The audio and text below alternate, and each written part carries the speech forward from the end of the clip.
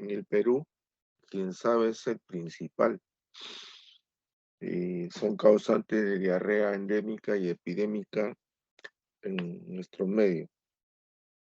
Eh, Su distribución pues es endémica, sobre todo en sitios donde hay poca agua y desagüe y la gente no potabiliza bien el agua, con mayor incidencia en niños y ya les voy a explicar por qué. Dentro del género de Giardia existen tres especies: la lamblia, la duodenalis y la intestinalis, que afecta a humanos y a mamíferos. Eh, Giardia lamblia, protozoarios intestinales. ¿Alguien tiene abierto su micro? ¿Alguien tiene? Sí. Giardia lamblia y la Giardia intestinalis son los flagelados más importantes que colonizan el intestino delgado proximal, donde puede, como les decía, causar infecciones agudas o crónicas. Lo más importante dentro de la patogenia es que es de transmisión fecal oral, sobre todo cuando hay niños en guarderías, donde los brotes de giardia son frecuentes. Los niños entre el 1 y 4 años tienen un riesgo especial debido a que todavía no madura su cerebrito y por lo tanto tienen una conducta exploratoria y no tienen control de esfínteres. Entonces a veces se pasan al pañal o se agarran la región del ano y en las uñitas tienen los huevos, perdón, los quistes de giardia. También se transmite por alimentos a través del agua. O sea, esto ocurre, por ejemplo, cuando se compra agua potable o se tiene pozos de agua donde se mete la mano para sacar el agua. Entonces, se afecta al niño y al adulto simultáneamente. Sin embargo, la transmisión fecal oral tiene más incidencia. La giardia también puede ser transmitida al hombre por gatos, perros, ovejas, ¿no? Por vía venérea, aquellos que tienen actividad homosexual, o a aquellos que tienen algunas aberraciones de tener contacto oral anal.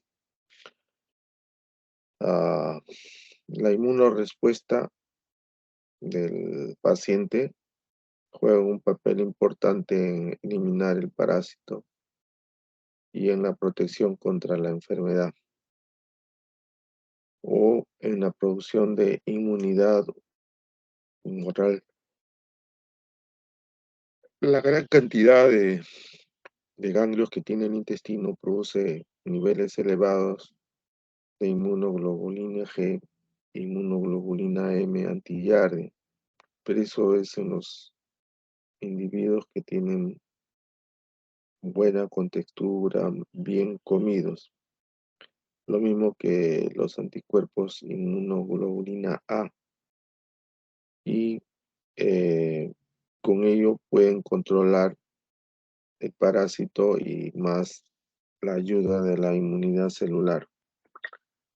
En la clínica cursan de forma asintomática y actúan entre paréntesis como portadores del parásito, o sea, eliminan quistes y en casos sintomáticos presentan diarrea aguda, continua o intermitente, una distensión abdominal postprandial, ¿no? Diarreas acuosas, verdosas, explosivas, alterando luego con fase de estreñimiento. Cuando la cosa se va haciendo crónica, a veces viene diarrea con moco y a veces, en raras ocasiones, lo acompaña un poco de sangre, que pueden prolongarse durante semanas o años sin tratamiento. El periodo de incubación se calcula entre 5 a 15 días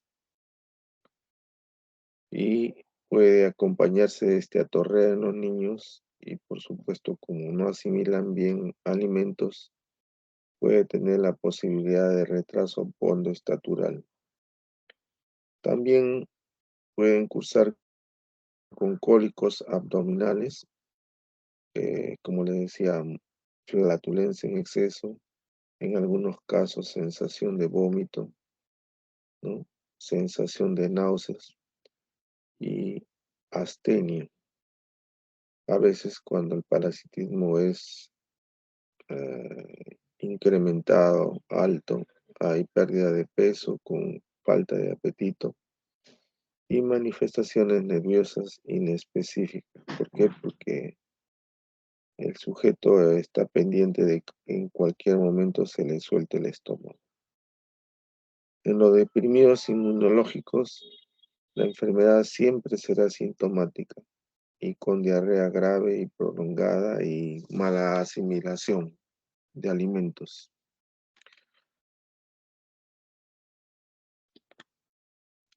El diagnóstico se hace por el hemograma, ¿no?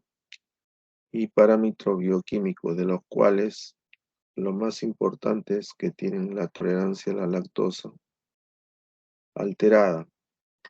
Entonces, estos chicos lo catalogan como intolerantes a la lactosa pensando que la leche les hace daño. Cuando se cura esta enfermedad, entonces se acaba la intolerancia a la lactosa. La radiología no ayuda mucho porque como son protozoarios, no, a lo más se ve un tránsito intestinal acelerado. El examen microscópico siempre hay que hacerlo en 3 tomas, ¿no? En un tiempo máximo de 3 días. No olvidarse que debe conservarse en alcohol polivinílico o en formalina para que la muestra no se deteriore. El empleo de concentración con formalina aumenta el porcentaje de identificación. Técnicas alternativas, como lo he visto en Cayetano, el string test. El string test es ingerir una capsulita que tiene un pabilo que se va desenvolviendo durante toda la noche. El pabilo se pega en la mejilla, el sujeto ingiere la gelatina de la cápsula y esta va migrando durante toda la noche hacia el intestino delgado. Y en la mañana se extrae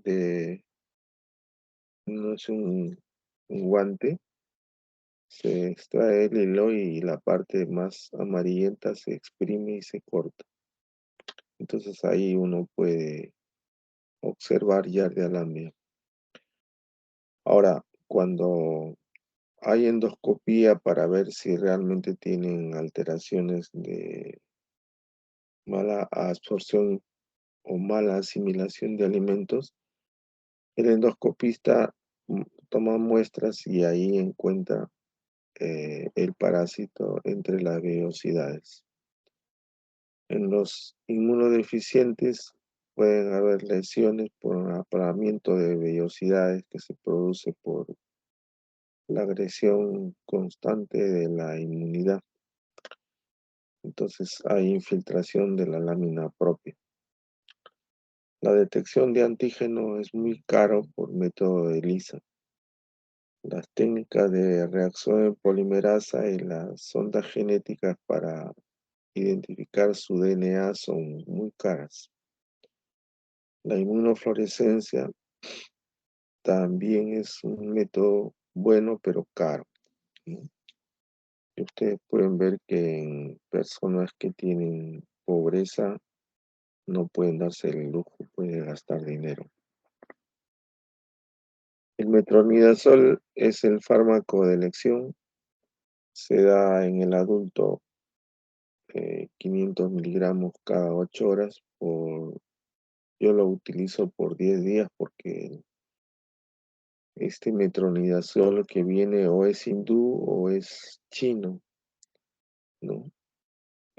Esta tasa de posibilidad mejora si uno desgraciadamente utiliza medicación con otra bioequivalencia, ¿no? Medicación de marca.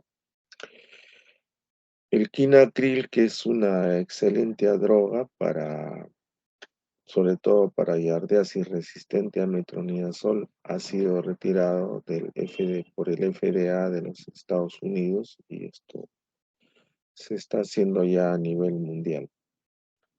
La furazolidona se utiliza, pero no es tan efectiva. El tinidazol, ¿no? Eh, es efectivo, se puede dar 2 tabletas de 1 gramo a las 10 de la noche y repetir en una semana 2 tabletas más. La paramomicina es un antibiótico de contacto que también ha resultado eficaz, pero se encuentra en muy pocos, este producto se encuentra muy poco en las farmacias.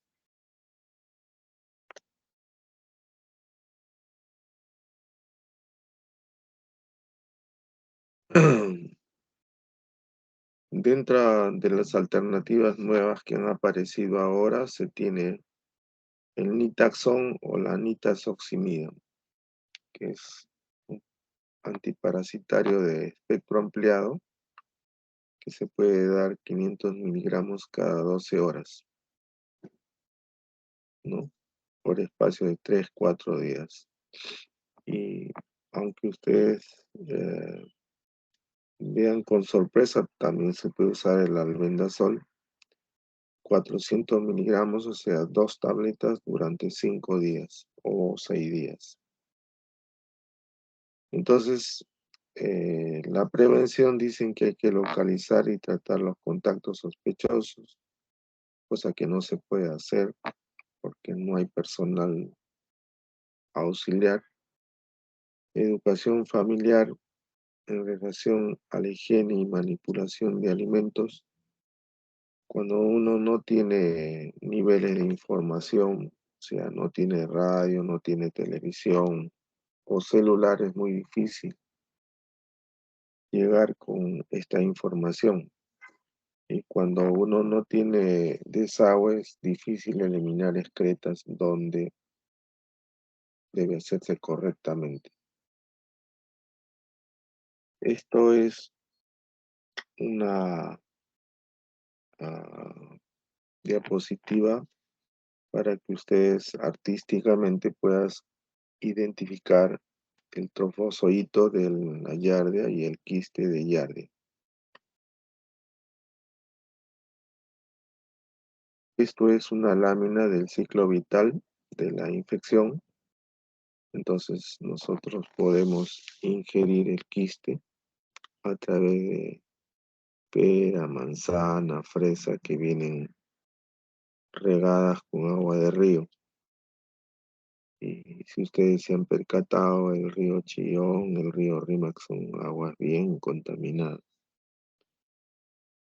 Entonces ingresan y por bipartición binaria, ¿no? Se reproducen rápidamente estos parásitos y colonizan el intestino delgado. De acá se eliminan los huevos y en forma de quistes, ¿no? Penetran al intestino delgado. Lo mismo acá puede ingerirse los quistes, ¿no? Con las fresas, con agua que no está hervida, ¿no? Los quistes pueden, por supuesto, sobrevivir en tanques de agua durante meses o en cilindros de agua que acostumbran a tomar en pueblos jóvenes. Entonces, es una fuente que si no lo hacen hervir, es una fuente de ingreso y yo considero que esta es la principal fuente por las cuales uno da tratamiento, pero las personas se vuelven a contaminar. ¿Por qué? Porque tienen la costumbre de la compra de agua y el almacenamiento en cilindros. Entonces, por partición binaria igual se van reproduciendo en el intestino delgado y la forma quística es la que ingresa al organismo. Esto es más de lo mismo. No se olviden de las verduras, de lavarlas bien, porque también aquí van los quistes de Giardia, ¿no? Es vital hacer un buen lavado de lechuga, de la coliflor, etcétera. Todo lo que viene de la costa de los ríos, sobre todo de Lima, es vital, buena higiene. Aquí tienen una yardia visto al campo oscuro. Aquí tienen un quiste de yardia viste a la atención del gol. Acá tienen otro quiste. Y aquí tienen yardia alamblia como tal, ¿no? Aquí tienen un quiste de yardia, ¿no? A la microscopía electrónica. Por supuesto que esto va para conocimiento de ustedes, no se va a pretender pues uno utilizar microscopía electrónica para hacer un diagnóstico. Pero, como le decíamos, nada soñamos con un instituto de investigación en la universidad donde sí se haga investigación médica, ¿no? Esta es la forma de trofozoito a la microscopía electrónica.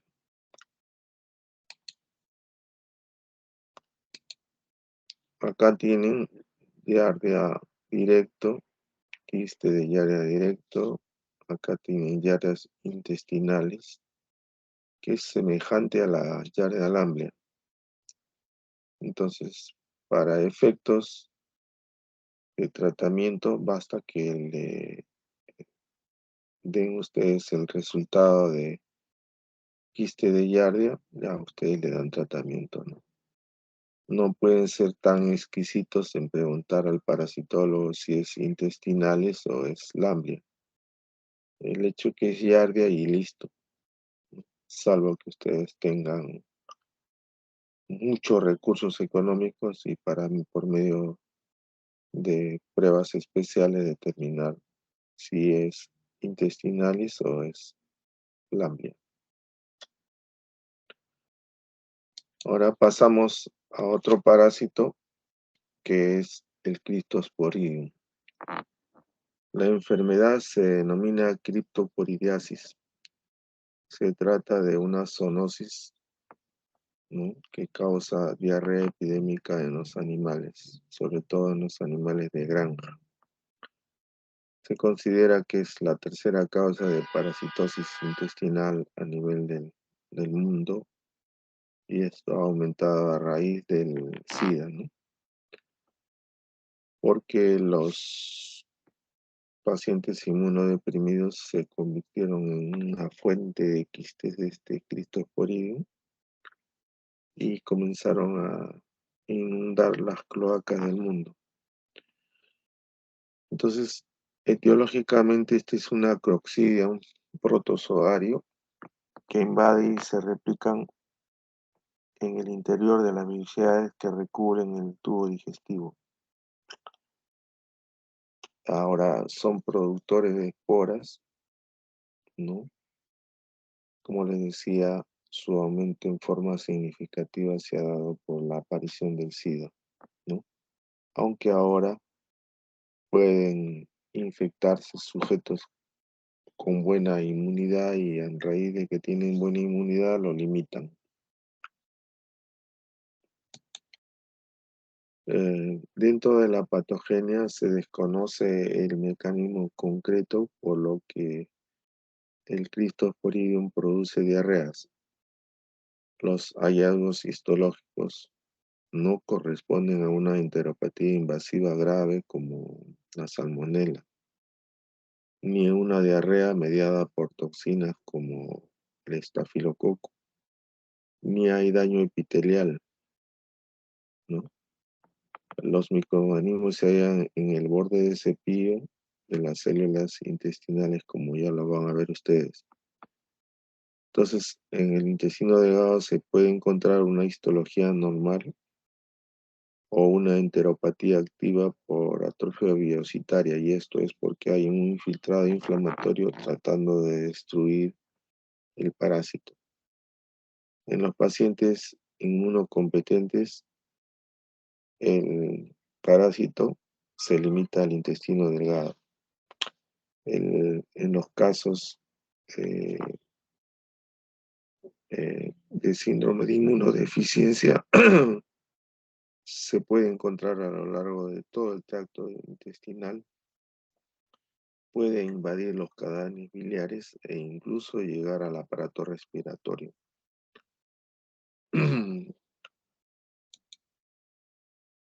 Entonces, eh, lo que se ha visto es que no logran penetrar hacia las células intestinales. Entonces, las microbiosidades están reducidas de altura y entonces se puede encontrar acúmulo de linfocitos, plasmocitos, polinucleares, como lo vamos a ver en una lámina.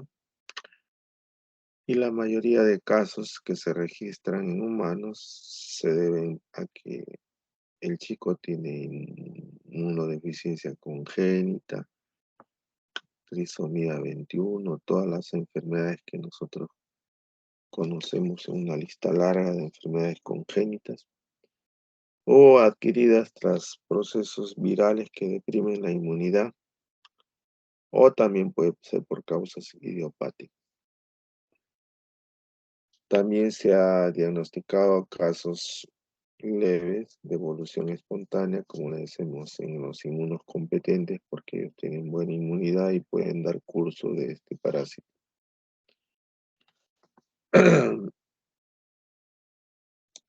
En la clínica se ven tres formas de presentación. Unos que aparecen en los inmunodeficientes como los inmunos competentes, ¿no? Es en la guardería con eliminación prolongada de quistes, ¿no? Sobre todo en los inmunodeficientes. La otra forma es la intestinal, ¿no? En niños inmunocompetentes pueden producir diarreas autolimitadas, con deposiciones acuosas, con dolor de tortijón, con náuseas, vómitos y fiebre. Las heces, como no invaden el epitelio, no contienen sangre, no contienen leucocitos. Entonces se correlaciona, si ustedes estudian, con un estado inmunológico no muy bueno y con carga parasitaria alta. La forma extraintestinal es frecuente en todos los deprimidos inmunológicos. Pueden ser pacientes que tienen enfermedad hepática crónica, urémicos, pacientes con SIDA, con linfoma, con hepatitis, colecistitis, artritis reactiva. Puede dar síntomas respiratorios en sidosos. Entonces, la clínica en la forma extraintestinal varía entre una presentación de diarrea acuosa prolongada hasta llegando a producir la muerte tras semanas o meses luego que se deshidratan y se malnutren. Hay infecciones oportunistas o neoplasias que presentan diarreas en pacientes con aparente competencia inmunológica, náuseas y febrículas autolimitadas que van a durar 2 semanas y luego desaparecen, sobre todo en los que son inmunocompetentes. El diagnóstico implica tener, digamos, signos y síntomas clínicos de todo lo que le he relatado, ¿no? Con manifestaciones de dolor gastrointestinal y diarrea. Se puede hacer la técnica de la deshilosa, que está alterada, y la grasa fecal aumentada por problemas de mala asimilación que desaparecen con el tratamiento de este parásito. En el examen de heces, eh, con técnica de IELSA puede detectarse los parásitos. Eh, no olviden nunca de hacerlo reservando el dicromato de potasio para un buen análisis microscópico. La biopsia de la mucosa intestinal, cuando el gastroenterólogo lo realiza, se puede ver cuerpos basófilos al examinar el borde del cepillo de la mucosa intestinal. Cuando se hace sigmoidoscopías, puede verse mucosa inflamada y friable, pero sin úlceras.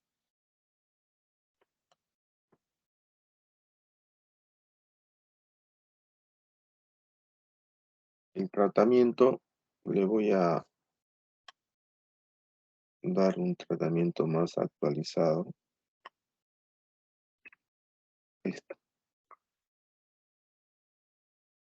eh, los competentes inmunológicos no requieren mayormente tratamiento. Tienen diarrea de 8 días que va disminuyendo día a día. En los inmunosuprimidos se utiliza el nitaxón, 2 gramos día, siquiera por unos 6 días. Paramomicina, que es un antibiótico de contacto, por 14 días. Ahora, en el África, donde la situación de pobreza ha hecho que los nativos que crían ganado utilicen el calostro de una vaca. Cuando una vaca ha parido, eh, los primeros días eliminan un calostro que tiene contenido de inmunoglobulina alto. Entonces, los nativos lo beben esto y han tenido buen curso en controlar estas diarreas.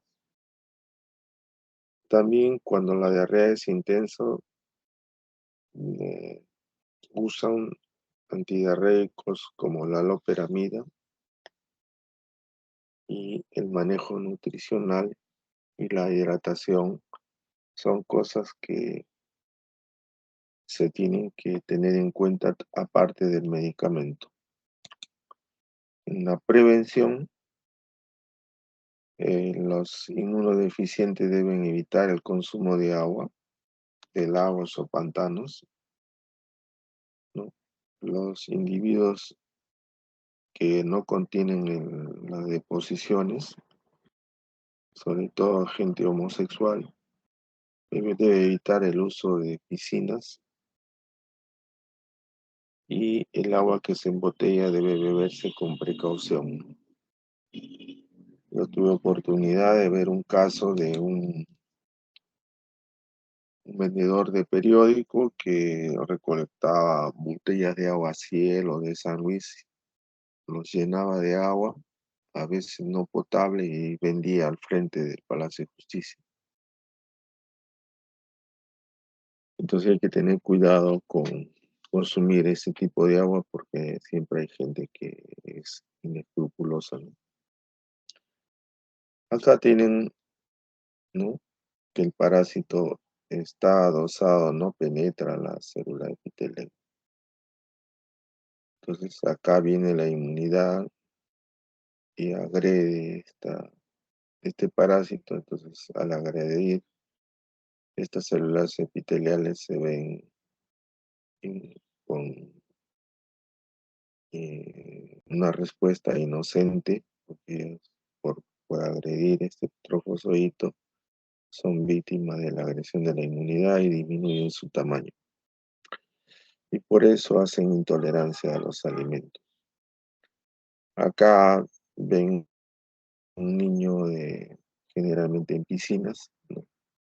Un niño pequeño a veces no controla el esfínter y entonces deposita sus heces disimuladamente en la piscina o la micción. Entonces hay quistes, ¿no? Que pueden ser ingeridos cuando el papá enseña y el niño bracea y en una de esas no bracea bien y aspira un poco de agua. O en todo caso que el niño consuma chicha morada, chicha de jora, limonada con agua contaminada. Entonces se va al intestino delgado y ahí se reproducen, pues, ¿no? Esto ocurre también a nivel de las playas, ¿no? Donde los fines de semana, sobre todo en las playas de agua dulce, concurren gente que generalmente son de provincia, ¿no?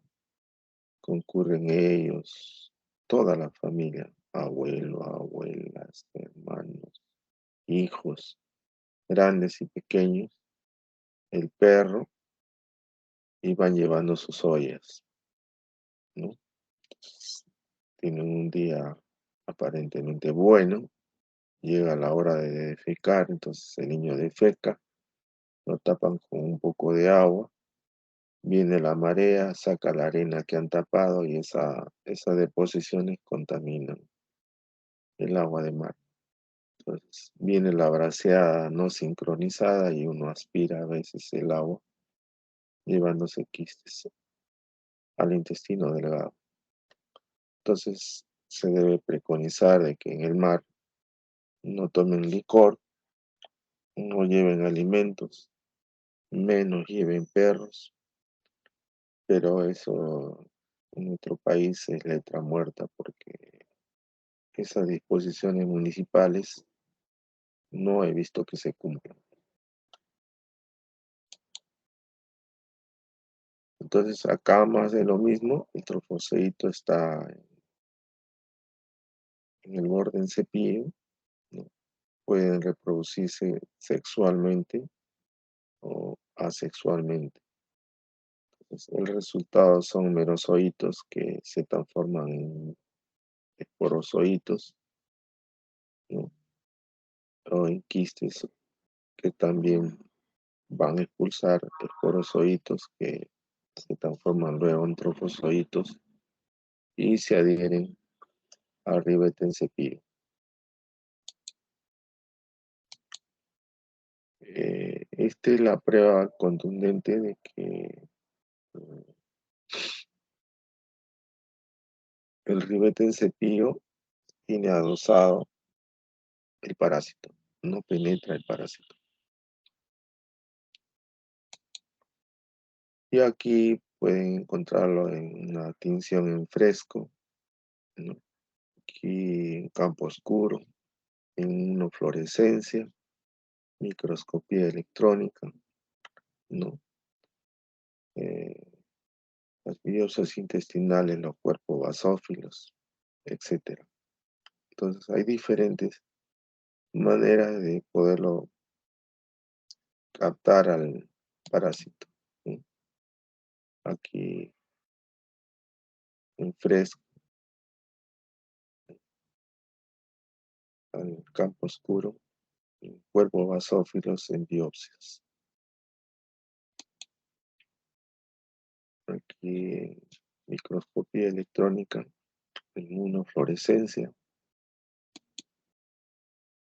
Entonces, las infecciones se adquieren por la ingesta del ooquiste, ¿no? Y se eliminan como quistes por las heces. Este es el ciclo que puede ser transmitido del hombre al ganado.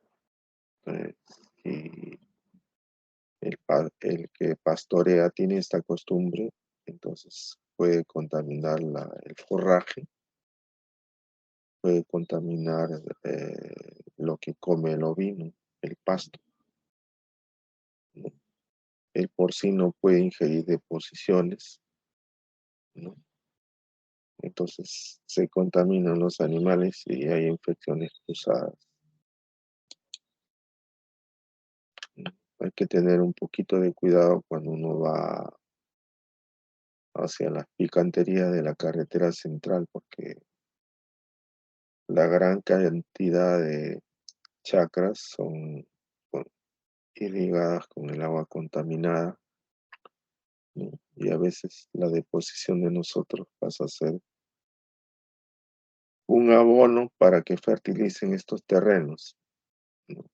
Y a la vez mm, nos pasan unas legumbres bien bonitas, pero contaminadas. Entonces nosotros nos llevamos de premio el Cryptosporidium a nuestra casa, ¿no? El niño y toda la familia. Cuidado con el consumo de chicha morada, de bolsitas, ¿no? Los refrescos de bolsitas que por negocio venden con agua contaminada. Y esto ocurre en la sierra, ¿no? En la sierra, el campesino, ¿no? Eh, se despierta de madrugada, generalmente a las 5 de la mañana, pero la rata, como es rata, va a tomar agua antes, primerito que todas, y el gato lo sigue atrás para darle curso, ¿no? Porque es su enemigo natural. El perro organiza el rebaño para llevar a que las ovejas tomen agua de los puquios y el campesino va atrás llevando el ganado, que a veces es ganado cruzado y que son buen ganado, pero a veces son rebeldes, no se comportan domésticamente. Es el campesino a veces arriesga la vida llevando ganado que tiene mucho peso. Entonces en su taleguita lleva su fiambre, cancha, lleva pedazo de queso y papa. Entonces ingiere esto y hay un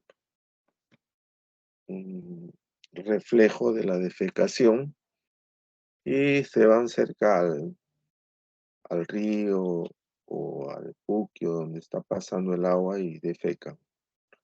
Entonces al defecar dejan el quiste y más abajo un campesino con sed agarra un sombrero, mete el sombrero y toma el agua directo porque a las 12, 1 de la tarde hace sol en la sierra. Entonces eh, se va pues cerrando el círculo para que se contaminen, ¿no? Con quistes y luego se reproduzcan en el ribete en cepillo.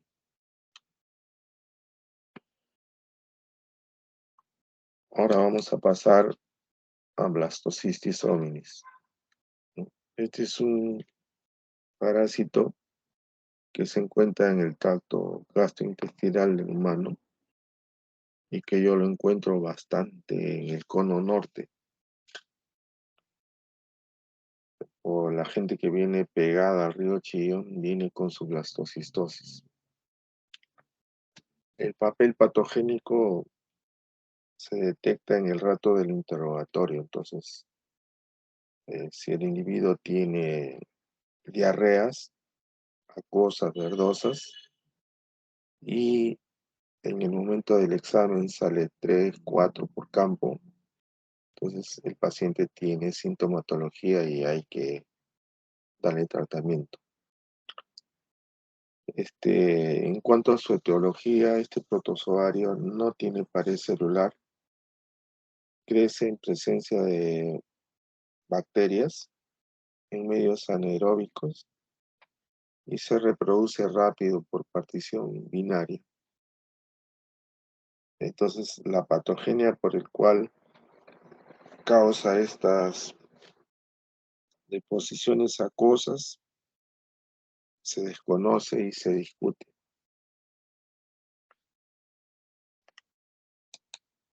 En la clínica, como le decía, el paciente cursa con malestar. Generalmente, postprandialmente tienen distensión, tienen un cólico que precede a la diarrea con bastante gases.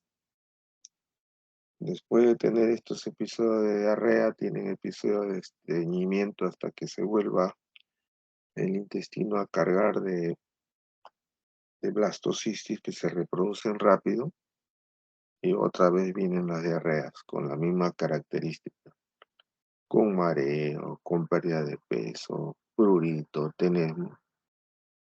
Tanto más síntomas cuanto más parásitos existan.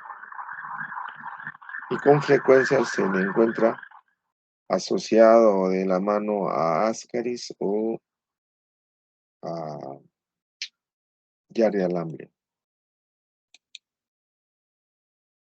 El diagnóstico se hace con el examen de las deposiciones en alcohol polivinílico como preservante teñidas con hematocilina. El tratamiento actualizado se lo voy a dar.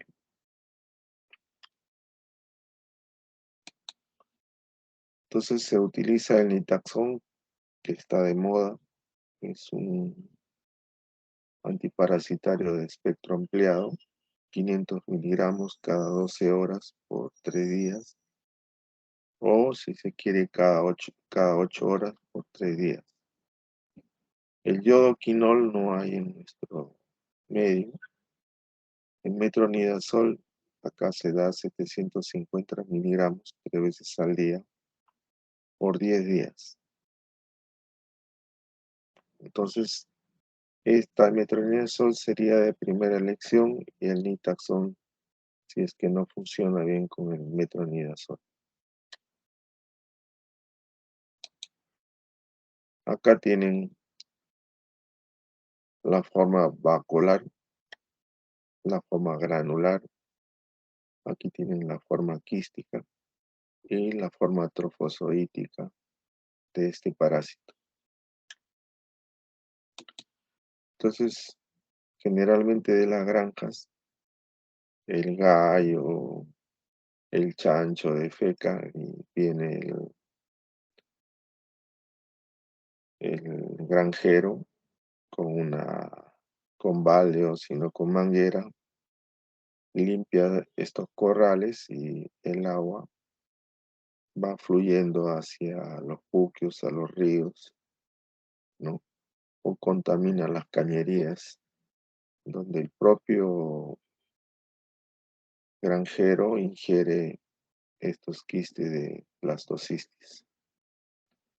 No olvidarse que por cuestiones de costumbre, todo provinciano cría sus gallos, cría sus chanchitos, cría sus ovejitas en Lima y cría su perro, porque esas costumbres lo traen desde provincia, ¿no? Entonces, una vez que llega al intestino delgado, hay división por partición binaria, ¿no? Y el sujeto se llena pues, de parásitos en toda su forma. Acá tienen un parásito y acá está reproduciéndose, ¿no? Acá tienen un parásito, otro parásito y hay restos de alimentos, lo cual dice de que este parásito interfiere con la absorción de alimentos. Lo mismo acá, parásito y restos alimentarios. Esta es una lámina para decir que de la forma quística al humano pasa y ahí se torna en forma vacuolar, ameboide o multivacuolar, ¿no? Y así se cumple su ciclo. La forma quística infecta al humano y ahí se reproduce. Entonces, estos blastocistis pueden alojarse pues en un individuo y tener esta cantidad considerable. Entonces aquí ya no hay nada que demostrar. El paciente tiene que ser sometido a tratamiento lo más rápido que se pueda.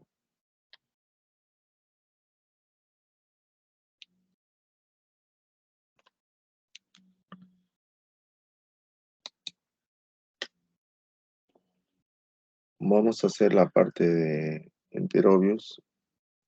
Dime, ¿ustedes tienen clase a la 1? Cuidado. Sí, ¿Qué doctor.